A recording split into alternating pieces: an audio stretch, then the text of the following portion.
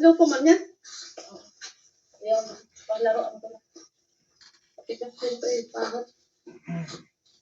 Friend, kamay para matulog.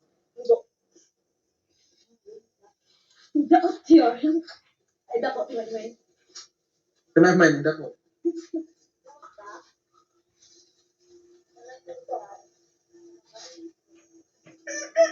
Hello, speaking ba? Ha? Oo, siya dito, nag-ikot siya dito. Tama niya. May mga alantunis. Ako na, timek. Ayan, may ako sa bata. Ay, ano na, may no. Meron na. Pakain ka ba naman ito? Oo. Pagkasap naman ito. Matigas yan. Pakagat mo, pakain mo, palaruan lang. Mamaya, mabulunan yan.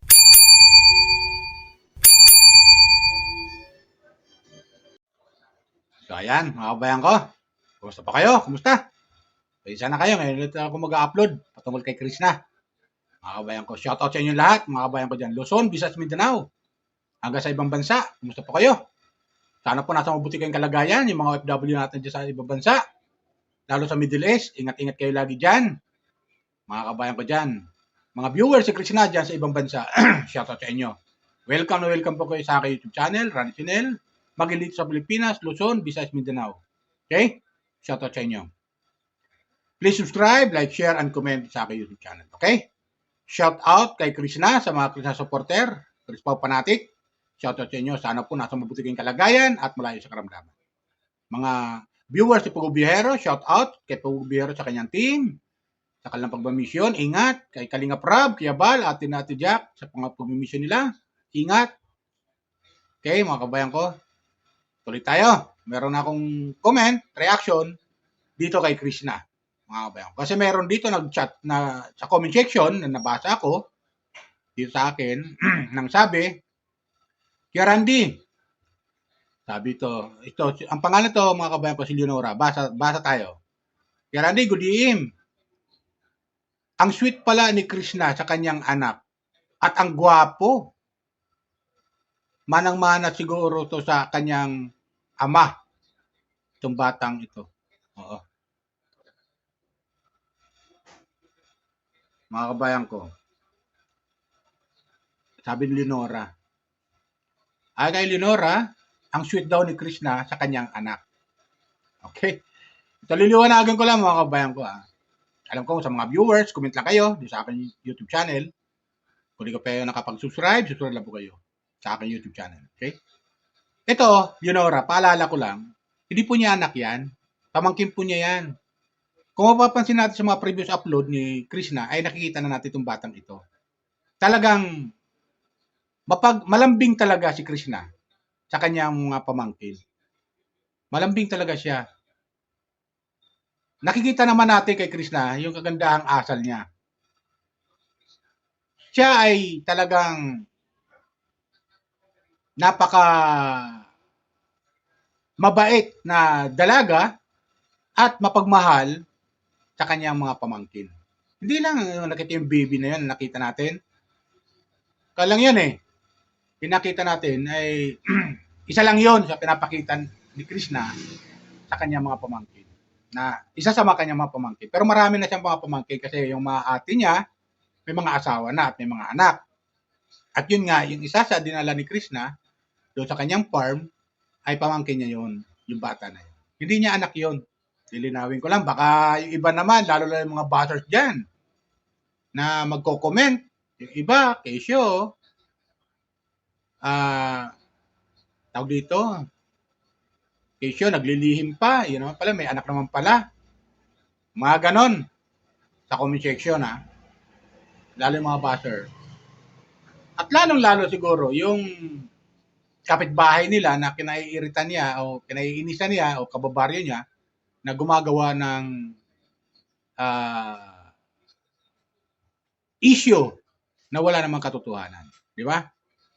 Kaya, lilinawin ko lang Leonora, hindi po niya anak yun. Yun ay pamangkin niya.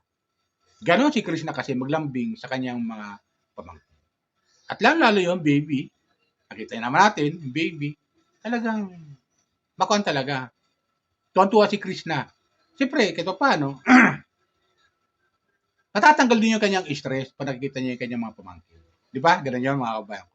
Ikaw man, kung may pamangkin ka, at dalaga ka pa, o binata, ay matutuwa ka.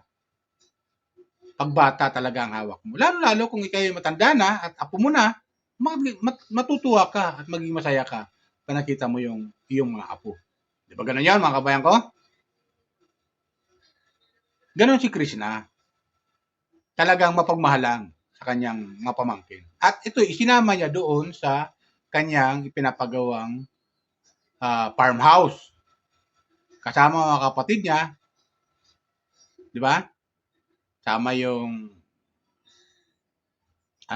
baka binan yun ng kanyang ate, sinama doon sa kanyang farmhouse. Pinapakita lamang ni Krishna na, ayun, na natutuwa siya na yung kanyang farmhouse na pinapagawa ay malapit ang matapos.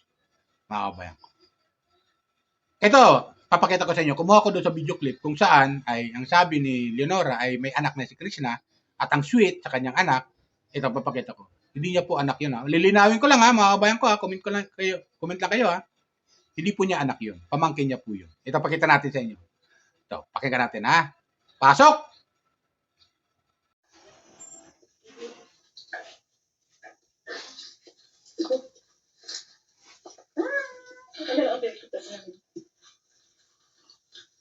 Slow po man yan. Ayan, palaroan ko na. Patigas siyempre, pahot. Friend, kamay para matulog.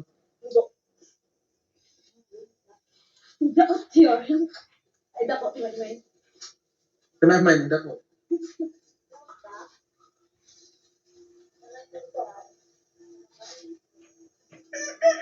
Wow, bilang ba? Ha? Oo, siya dito, nag-ikot siya. Tama niya. May mga lantunis. Ako na, Tibet. Ayan, may ako sa bata. May ano na, may no. Meron na. Pakain ka ba naman ito? Pagkasap naman ito. Matigas yan. Pakagat mo, pakain mo, palaruan lang. Mamaya, mabulunan yan. Okay, po. Hawaki po. Mamata, di ba? Hindi na delikado. Ano siya?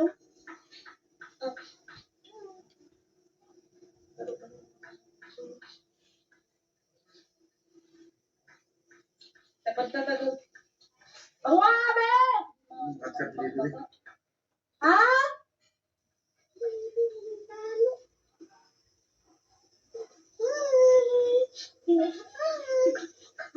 Welcome to my vlog!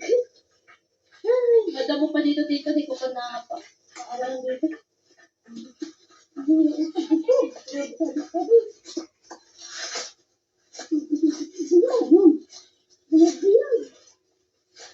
Makat-kat niya nga, Bile. Grabe bang yun? Daga, gumana yan. Daga? Sige mo. Kasi naman amin na kita. Ako nagkakat eh. Ano ba? Kita pila. Nanangalit ba? Hindi na lang kakama ng bata. Ay, hi. Ano yung pagdala diri? Ano yung pagdala? Hi. Nandito kami sa kakawan. Ayan, kumakain na ng kakao. Matamis yung kakao guys dito. Tamis. Ayun dati mga isa tas. Nasa kakawan kami. Dala namin yung bata dito. So, nanguha pa sila ng lansonis sa babayan. May nanguha ng lansonis. Kasi may bunga yung yung ibang puno natin na namunga sila. Hirap mag-Tagalog. Kaya, hi! Bakit di ako dinala dito? Ay, hindi ko dinala. Karay! Yan, kinalmat na ang aking buko. Na, say hi. Hi! Aray ko. Pero hi! kami dito, kulot. Kulot. Ang kulot. Ang kulot ng kanyang buhok ko. Parang noodles. Bagay. Kulot! Pagantay kami habang makuha nila yung lansones. Pero parang hindi sila nakaakyat. Ano yung... Ayun, gusto makit sila. Yung ate ko ng lansones. Yan. Yan siya. May mga bunga kasi, ayan. Kita niyo ba yung bunga, guys? Ayan siya, guys. Yung bunga niya.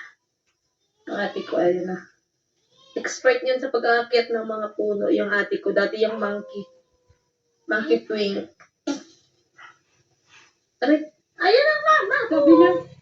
Sabi niya yung dito, nakyat naman yan.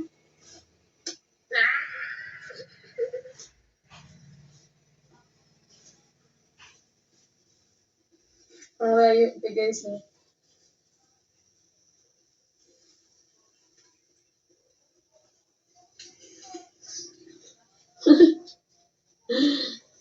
Monkey guys, nalaglag. Videoan natin. Binadyo ka. Ha? Binadyo ka lang. Ayan, no? Ayun ang ate ko, guys. Nakamit.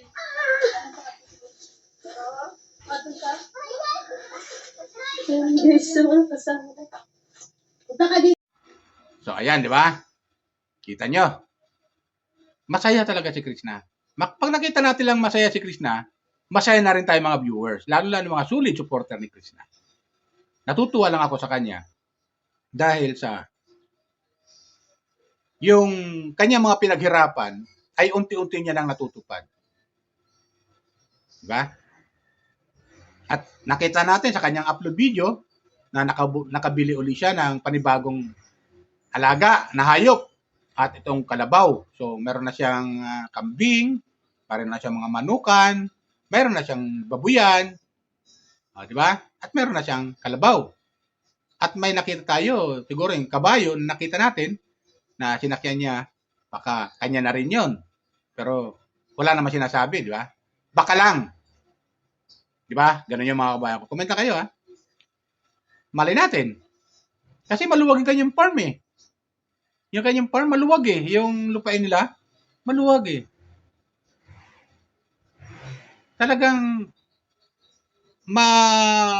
kung ka talaga, ma-aamis ka talaga sa ginagawa ni Krishna. At lalo siyang kinaiingitan ng mga bashers. So, mga bashers naman, di naman natin sila mapigilan kahit anong pasaway natin sa kanila, eh. Kahit anong sabi natin, advice natin sa kanila na wag nang iba si Krishna, wag na sila magko-comment ng kung ano-ano. Pero di natin sila mapigilan, eh. Talagang ugali na nila yan, eh. Sa bagay, di maiwasan kasi nasa social media tayo.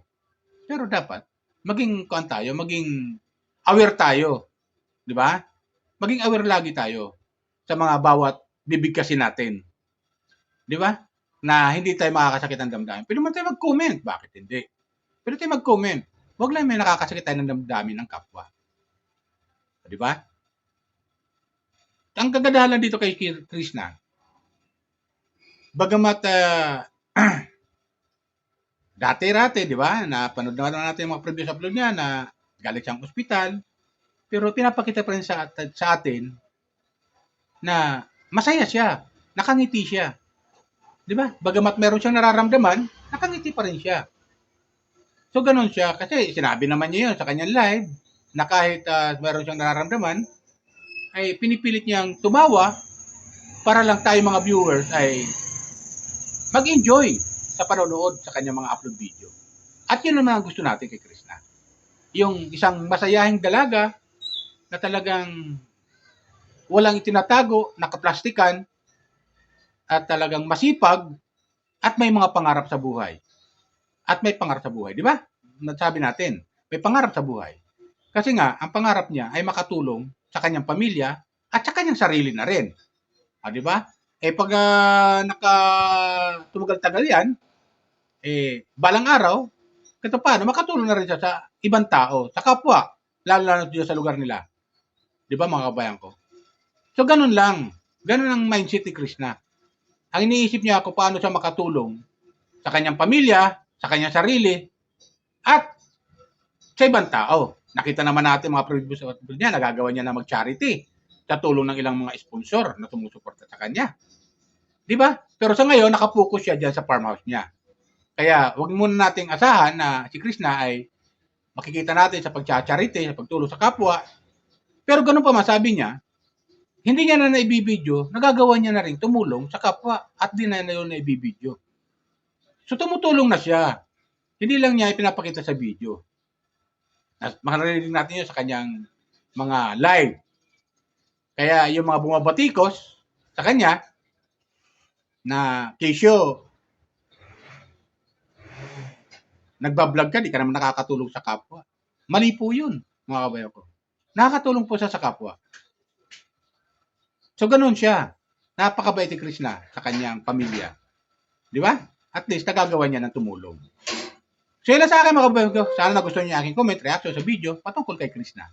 At sana, suportahan lang natin, tuloy natin pag nanonood sa kanyang mga video upload. Okay? Yan po. Bye! Ingat po tayo lagi. Pagpalain po tayo ng pong may kapal.